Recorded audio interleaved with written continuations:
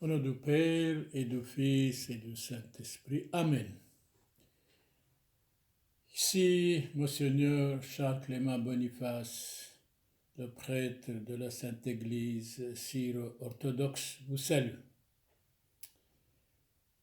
Sri Mbarche alo Mbarchalehu Matoutu Shlom el Kulchun Arke Abuna Dero Samuel Ukono Dieito Sureto Orthodoxoito Shlom el Kulchun.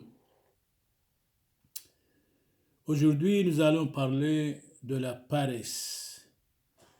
Mais dans notre discours, dans nos homélies, c'est comme un jardin. Il y a différentes fleurs dans le jardin et il faut profiter de toutes ces fleurs. Nous avons regardé dans le dictionnaire de l'Académie française qu'est-ce que c'est la paresse.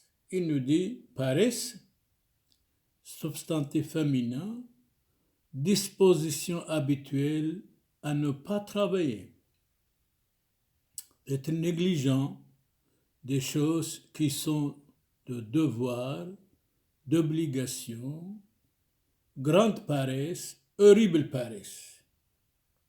Nous allons développer la paresse. Il y a d'autres fleurs aussi, vous allez écouter.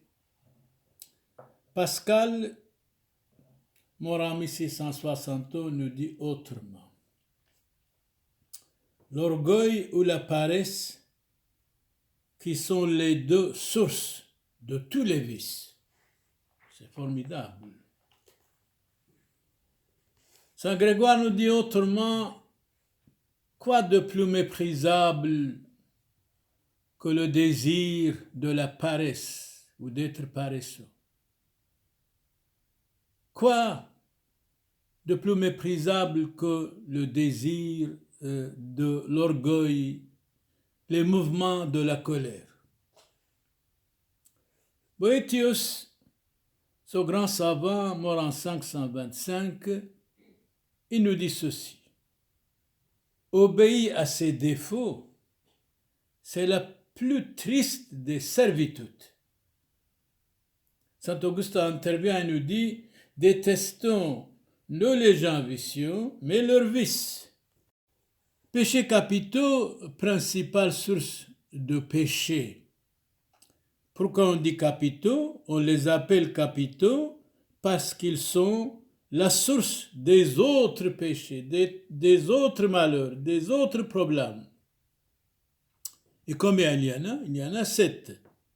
D'abord, la paresse, l'orgueil, l'avarice, la colère, la gourmandise, la jalousie, l'impureté. C'est vrai, on est souvent diaboliquement jaloux et jalouse, sataniquement orgueilleux et orgueilleuse. Méchamment, de temps en temps, nous sommes colériques. C'est honteux à nous tous. Nous devons nous améliorer, nous devons nous corriger.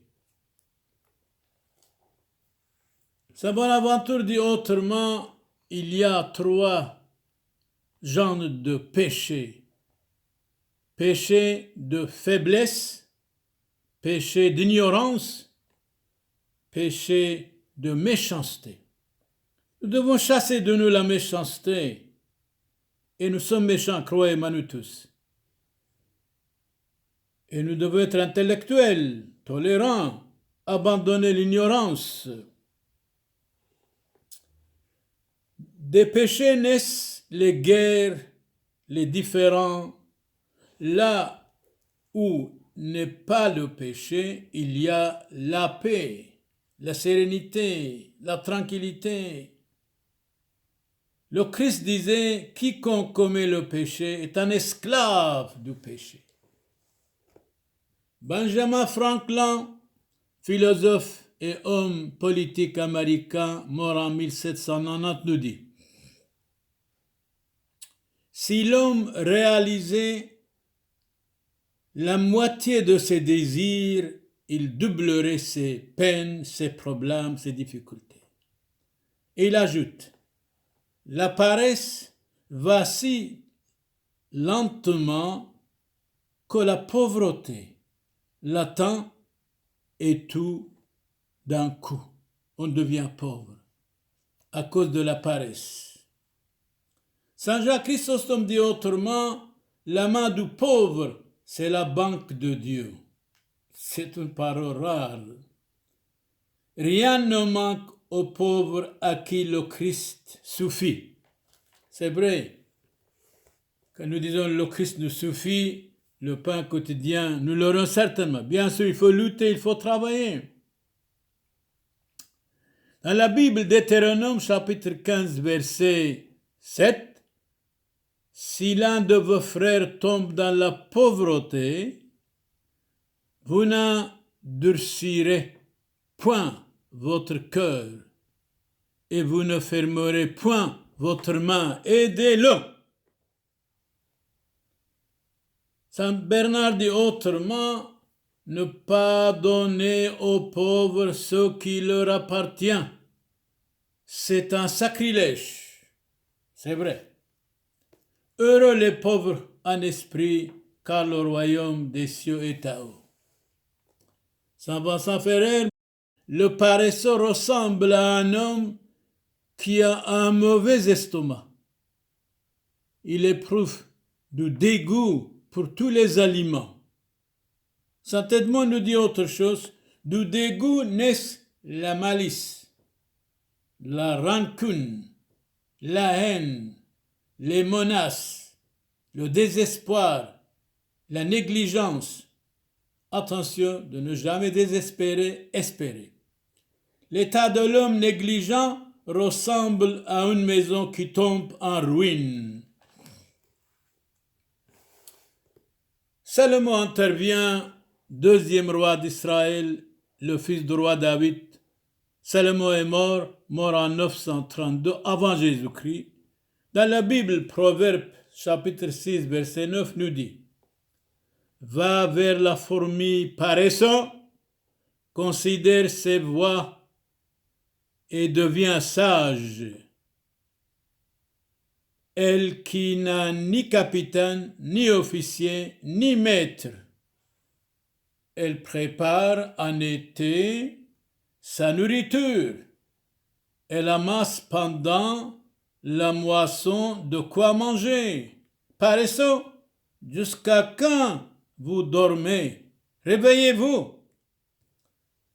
Le Christ disait dans l'évangile Saint Matthieu chapitre 7 verset 19, le Christ disait, tout arbre qui ne porte pas de beaux fruits sera coupé et jeté au feu. Venons à un grand philosophe grec, Thalès, mort en 547 avant Jésus-Christ. Thalès nous dit, écoutons, on vous écoute Thalès. On demandait à Thalès un moyen sûr de régler sa conduite. Qu'est-ce que c'est? D'abord, connais-toi toi-même. La chose la plus difficile au monde, c'est de se connaître soi-même. Quelles sont mes qualités, quels sont mes défauts, d'où vient? Ne faites jamais ce que vous blâmez, c'est les autres.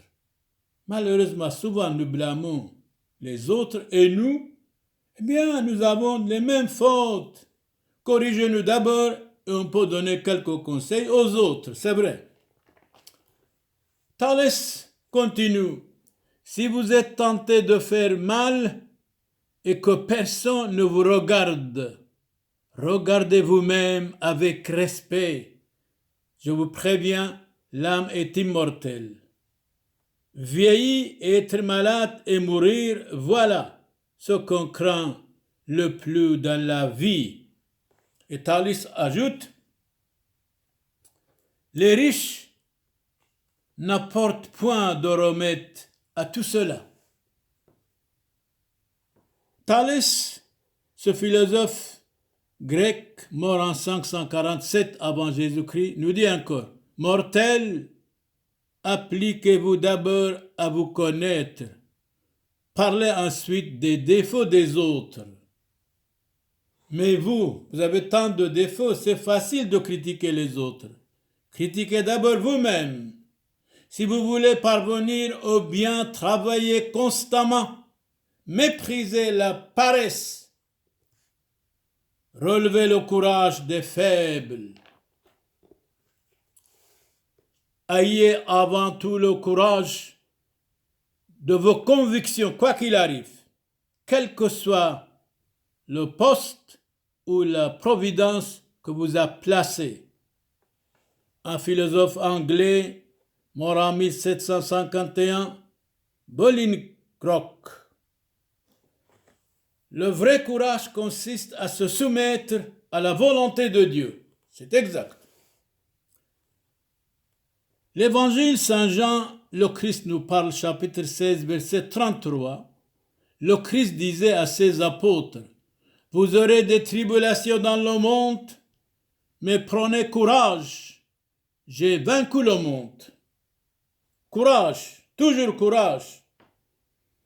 Sénèque dit autrement, tirons notre courage de notre désespoir même.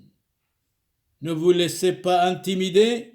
Courage, ma fille, ta foi t'a sauvée, vous êtes guérie, lève-toi et marche. Au premier siècle du christianisme, nous avons Saint Symphorien, lapidé, assassiné 187 après Jésus-Christ. Sa mère criait en gaulois, « Encore un peu de courage, mon fils Symphorien. Ne regrette pas ce monde puisque tu vas entrer dans la vie éternelle. Courage !» Voilà un grand martyr. La guérison d'un paralytique. Dans l'évangile Saint Matthieu chapitre 9 verset 2, Jésus disait, « Prends courage, mon enfant, tes péchés te sont pardonnés. » Quand il dit mon enfant, c'est un enfant spirituel. Venons à un grand homme d'origine de France, Jean Jaurès, assassiné en Belgique dans un café en 1914. Jean Jaurès nous dit, le courage, c'est de chercher la vérité et de la dire. Mais oui, Jean, quand nous disons la vérité, nous avons beaucoup d'ennemis, croyez-moi. Mais vous avez raison. Vous étiez assassiné à cause de la vérité parce que vous étiez courageux, parce que vous disiez la vérité. Je vous comprends. Le courage, dit Jean Jaurès, c'est de chercher la vérité et de la dire. Le Christ disait, je suis la vérité. De Mécène, orateur athénien, ce qu'on a de semblable à Dieu, c'est d'aimer la vérité et la justice. Mais Lamartine dit autrement, mort en 1869, la vérité c'est mon pays, c'est ma maison, c'est ma conscience. Les hommes qui ne croient pas à la vérité sont appelés fils de l'enfer. C'est une parole de saint Augustin répétée. Les hommes qui ne croient pas à la vérité sont appelés fils de l'enfer. En vérité, le royaume des cieux ne sera pas le partage des paresseux. Alors, paresseux, réveillez-vous. Travaillez, luttez, vivre c'est travailler. Pourquoi vous êtes paresseux et paresseuses? En vérité, le royaume des cieux ne sera pas le partage des paresseux. Je vous comprends. Je vous comprends ce que vous dites. Dans l'évangile, Saint Matthieu chapitre 6, verset 33, Jésus disait, qu'est-ce qu'il disait Jésus? On vous écoute, oui. Cherchez premièrement le royaume de Dieu et sa justice, et tout cela vous sera donné par-dessus le marché. Ne vous inquiétez pas donc du lendemain, car le lendemain s'inquiétera de lui-même. À chaque jour suffit sa peine. Encore l'évangile continue dans l'évangile Saint Matthieu chapitre 7 verset 12. Tout ce que vous voulez que les hommes fassent pour vous, faites-le de même pour eux. Car c'est la loi et les prophètes, c'est vrai. Saint Augustin intervient et nous dit, Dieu a parlé d'abord par les prophètes, puis par lui-même, ensuite par les apôtres. Quand tu es seul, songe à tes défauts, qui que vous soyez, hommes et femmes. Quand tu es seul, songe à tes bêtises, à tes défauts, à ces manquements, à votre curiosité, à votre nervosité, à votre colère. Pense à tout ça et vous allez devenir quelqu'un d'autre. Saint Augustin de nouveau ajoute, apprenez l'ordre et observez-le. L'ordre vient de Dieu, mène à Dieu. Car tout ce qui vient de Dieu, en ordre, c'est en ordre. Alors Saint Paul intervient, si quelqu'un ne veut pas travailler, qu'il ne mange pas non plus. Mais oui, vous avez raison, c'est vrai. Job intervient immédiatement, tout de suite, chapitre 5, verset 7. L'homme naît pour le travail. Le travail, c'est le père du plaisir. Et l'oiseau pour voler. C'est vrai, Job, vous avez raison. L'homme naît pour le travail et l'oiseau pour voler. Voltaire intervient et nous dit, le travail est le père du plaisir. Notre meilleur ami est encore le travail.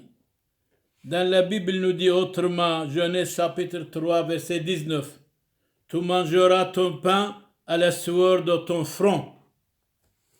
La paresse est un sépulcre où l'on s'enterre tout vivant. Saint Ambroise ajoute, il nous dit, il intervient, dans les sépultures des chrétiens se trouve le repos des défunts. Il ne faut ni mépriser ni rejeter les corps des morts. Il faut les respecter vraiment. Hésiode, poète grec, 8e siècle avant Jésus-Christ, l'homme ne peut rien rencontrer de meilleur que la femme quand elle est bonne, gentille, extraordinaire, c'est merveilleux, c'est le paradis.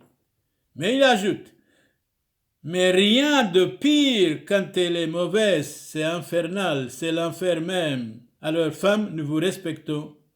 Vous nous avez donné Jésus-Christ. Vous êtes l'avenir de l'humanité. N'ayez pas peur. Chacun de nous, vous et nous tous, nous devons nous corriger, hommes et femmes. Hésiode ajoute, le chemin qui mène à la misère, c'est la paresse. C'est exact. L'homme paresseux est à la disposition de tous les vices. Les vices et les mauvaises habitudes sont les ennemis de l'homme. Sénèque de nouveau intervient. Chaque fois que j'ai été parmi les hommes, j'en suis revenu moitié d'un homme. Et pourquoi? Parce que les hommes sont bizarres. Dites-moi avec qui tu parles, je te dirai qui tu es. Songez à ceux qui n'ont rien, et vous vous contenterez de peu de choses. Aimez vos amis en Dieu, et vos ennemis pour l'amour de Dieu. C'est bon. Il ajoute, Dieu connaît le fond de nos cœurs, on ne peut le tromper. Il faut donc être sincèrement à lui et le servir avec fidélité. La fidélité, c'est l'âme de la société. La fidélité doit être l'âme du couple, de la famille. Le mensonge est odieux au monde et à Dieu Tout-Puissant. Avec tout le monde, on doit avoir la discrétion, sans pourtant jamais altérer la vérité. Ovide, auteur latin, mort en l'année 17 après Jésus-Christ.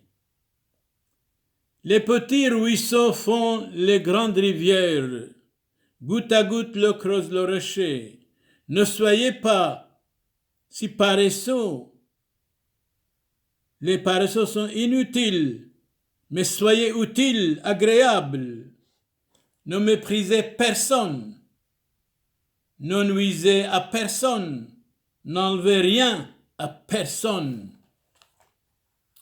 Saint Bernard intervient et nous dit, mais efforcez-vous par amour pour le Christ, d'être utile à tout le monde, quel qu'il soit, croyant ou non. Être utile, s'il est possible, à tout le monde. ne nuire à personne. Voilà le devoir de l'homme.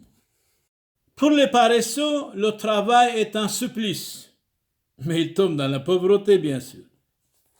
Pour nous tous, le travail, c'est un plaisir, certainement, c'est un plaisir.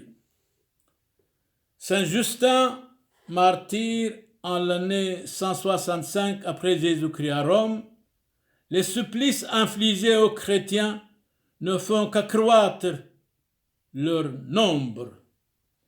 Tiens, Wolfgang Goethe, philosophe allemand, écrivain allemand, mort en 1832, nous dit ceci.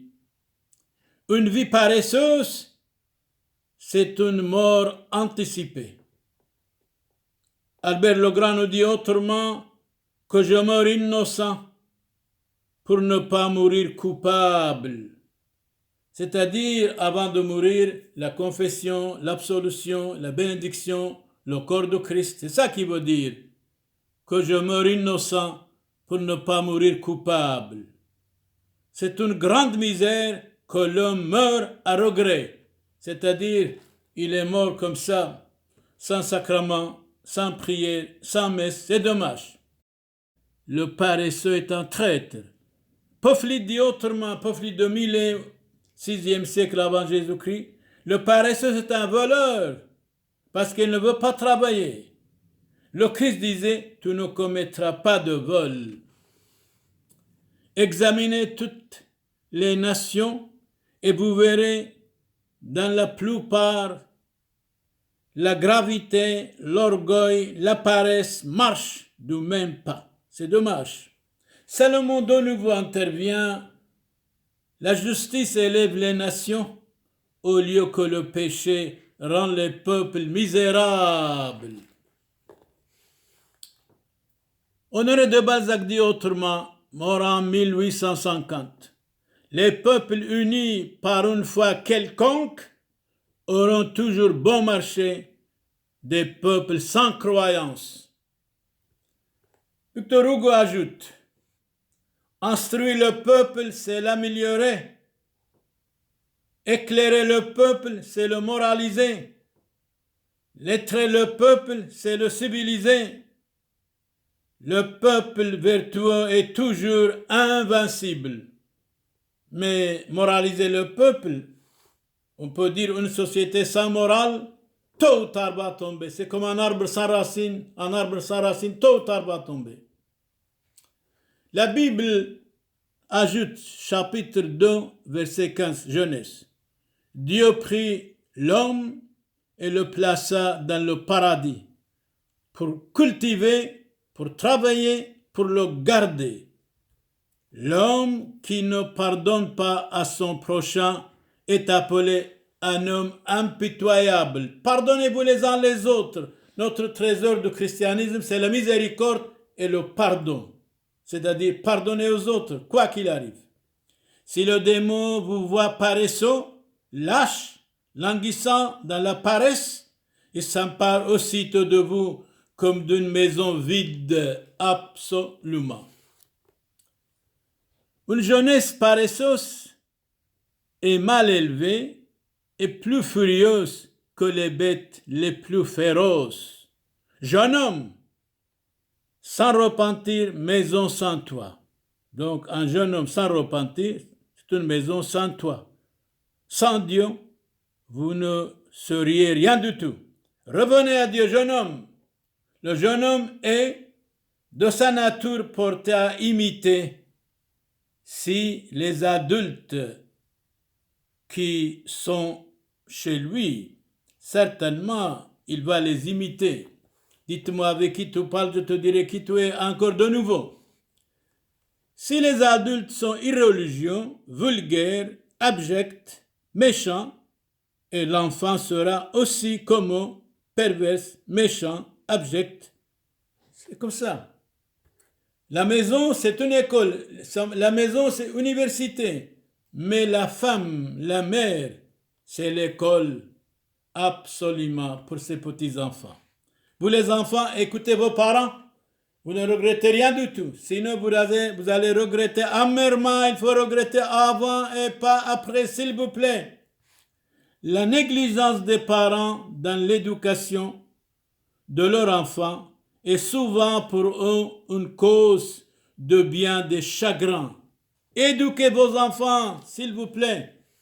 Nous continuons à parler de la paresse. Dans nos discours, dans nos homélies, c'est comme un jardin, il y a différentes fleurs. Il faut profiter de tout ça. La vigne qu'on ne cultive pas ne donne point de fruits.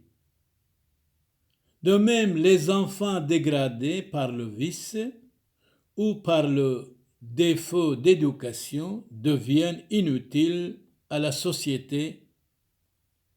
Jean-Jean, aimez vos parents. S'ils vous causent quelques désagréments, apprenez à les supporter. Vos parents vous aiment. Jeunes garçons, jeunes filles, vous les enfants, respectez vos parents. En commandant aux autres, sache te gouverner toi-même. C'est souvent, nous disons, moi j'ai raison, l'autre a tort. C'est le contraire. En commandant aux autres, sache te gouverner soi-même, toi-même. Donnez votre confiance aux gens de bien. Rompez tout commerce avec les hommes corrompus, diabolisés. Ne dites jamais cette faute est légère. Je puis me la permettre sans danger. En donnant la parole à Saint Jacques Chrysostome, dernière parole, mort en 407, la paresse est la mère de la pauvreté, la racine du désespoir. Espérez, ne désespérez jamais.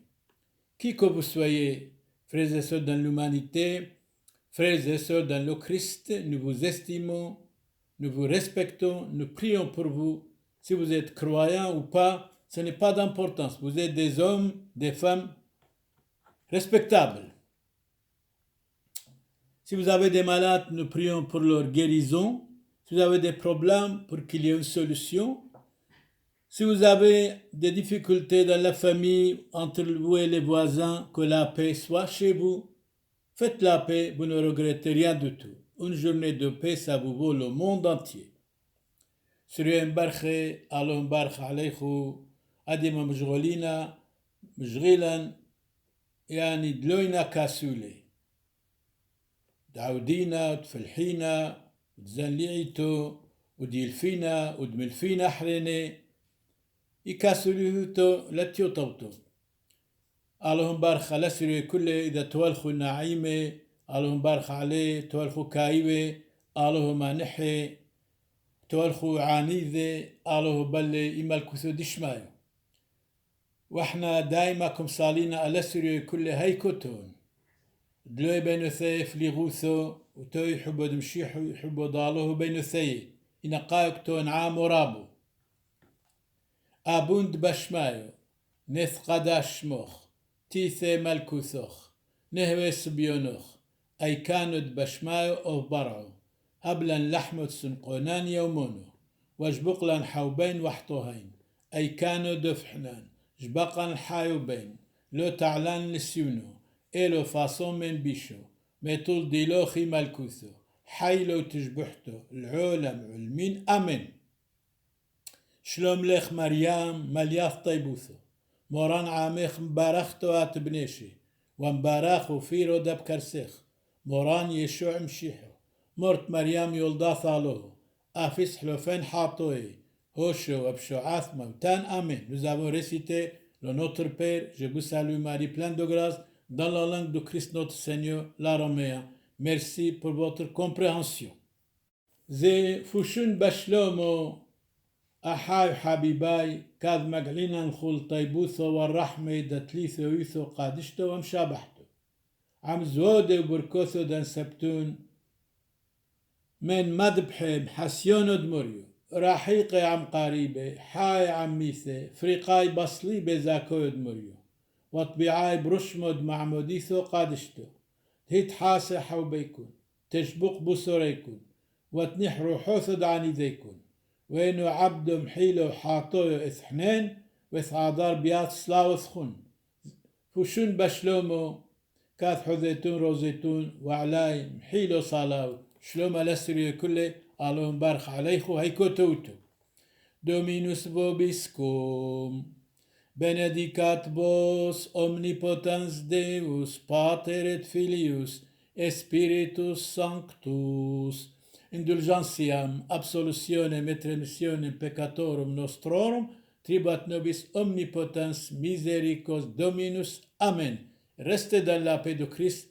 Pushun bashlomo alon barach ala surye kulle. Amen. نقحتو سريم برخي شلومو الكلخو هركي أبونا سامويل دايرو سامويل وكهنو ديعيتو سريتو أرثوذكسيتو بلشيكا اللهم برخ الكلخو وبرخو تبوش مدوها بوبرو يروحو قادش. Frères et sœurs dans l'humanité, frères et sœurs dans le Christ, ici Monseigneur Charles Clément Boniface, le prêtre de l'Église syro-orthodoxe, vous salue. Que la paix soit avec vous tous. Amen.